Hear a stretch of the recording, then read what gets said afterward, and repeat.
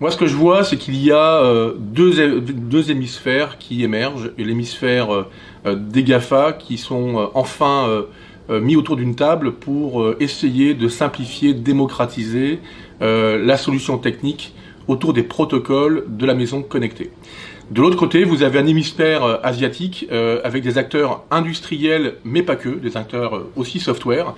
Je pense qu'il serait intéressant que les distributeurs, les industriels européens se mettent autour d'une table aussi pour essayer de discuter, pour voir comment s'organiser face à l'émergence de ces deux hémisphères qui nous challenge, qui accélèrent, qui vont vite et qui fixent un peu les règles. C'est qu'il y a une migration, une fusion des univers de la maison et des univers de la santé.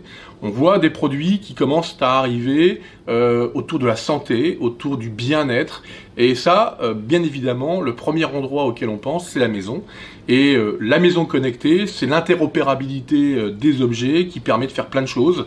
Et ça, on voit maintenant ces produits arriver. Enfin, il y a le fameux univers de la mobilité. On parle de 5G, mais on parle aussi d'automobile. Je crois qu'il y a une tendance qui est extrêmement prête à exploser dans le bon sens du terme.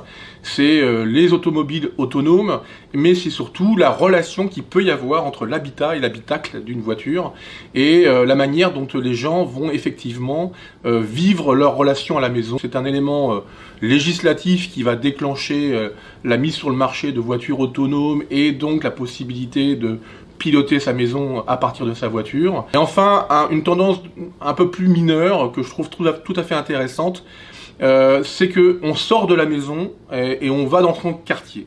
Et là, je pense que la mobilité va être un élément majeur de cette évolution. Ce que je retiens du CES de cette année, il y a d'autres éléments qu'on peut regarder au niveau produit, mais sincèrement, les quatre tendances, c'est celles que je viens de vous expliquer.